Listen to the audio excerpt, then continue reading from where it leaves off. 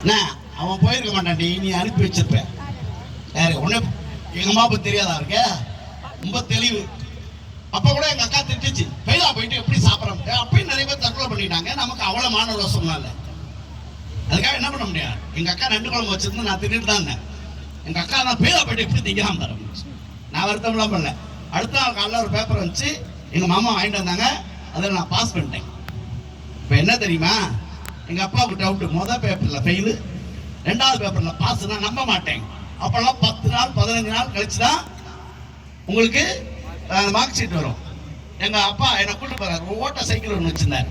அதுல முன்னாடி உட்காந்து ஓடிட்டு, பின்னாடி உட்காந்து ஓடிட்டு, முன்னாடி கூப்பிடுறாரு, கேட்டுக்கொள்ள வேடா.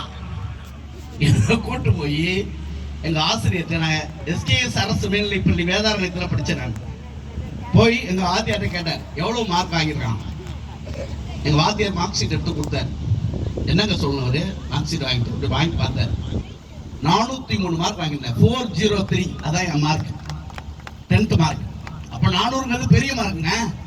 வாங்கி பார்த்துட்டு என்னமா சொன்னாரு, பாராட்ட தானே செய்யலாம். அப்படி சொல்ல எங்க அப்பா.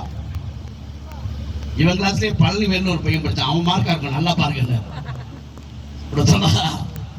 ஊரு ஃபுல்லா, அதாவது என்னிடம் அவ்வளவு கண்ட்ரோலா நடந்துட்டு இருந்தேன் எங்க அப்பா. ஊரு ஃபுல்லா சொன்னார், இவன் படிக்க மாட்டான் நினைச்சப்பா, 400 மேல மார்க் வாங்கிக்கலாம்ப்பா, 400 மேல மார்க் வாங்கிக்கலாம்ப்பான்னு சொன்னார். உன்னை சொல்லவா, உலகத்தில் எந்த தகப்பனும் தன் பிள்ளை நன்றாக வளர வேண்டும் என்றுதான் நினைப்பாரே தவிர எந்த தகப்பனும் நல்லா இருக்க கூடாதுன்னு நினைச்சுதான் இல்லை. ஆனா ஸ்ட்ரிக்டா இருப்பாங்க, அது அவங்களுடைய கடமையா இருப்பாங்க அந்த காலத்துல. இந்த காலத்துல பசங்க என்னையெல்லாம் ஸ்கூல்ல கொண்டு போய் விடும்போது எங்க அப்பா எப்படி விட்டாரு, அத்தியார கண்ணை 2 விட்டுருங்க, உரிச்சு உப்பு கண்ணை போடுங்க. ஆனா நீங்க தான் அவனுக்கு கண்ணை திறந்து வைக்கணும். அடிக்கிறதுக்கு பர்மிஷன் கிராண்டட். அப்படிதானங்க நம்ம எல்லாம் வளர்ந்தோம். வாத்தியார்ட்ட அடி வாங்கினவெல்லாம் போலீஸ்ல அடி வாங்காம இருக்கான். உண்மையா சொல்றேன் சார்.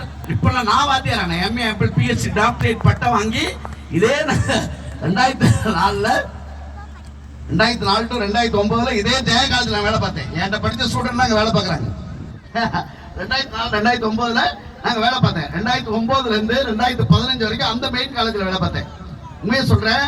அப்போ நான் படிச்சு வேலை வரும்போது இல்லைங்களா, இப்ப நீங்க ஸ்டூடெண்ட் அடிக்க முடியுமா? வாய்ப்பே இல்லை. ஏன் இதை சொல்றேன்னா, சப்போஸ் ஒரு டீச்சர் அடிச்சுட்டாங்கன்னா உடனே வரிஞ்சு கட்டிட்டு வரப்படாது. நம்ம பையன் என்ன பண்ணா, நம்ம பசங்க என்ன பண்ணாங்கன்னு விசாரிக்கணும். ஏன் இதை சொல்றேன்னா, ஒரு ஆசிரியர் எந்த குற்ற உணர்ச்சியும் இல்லாமல் வாழக்கூடிய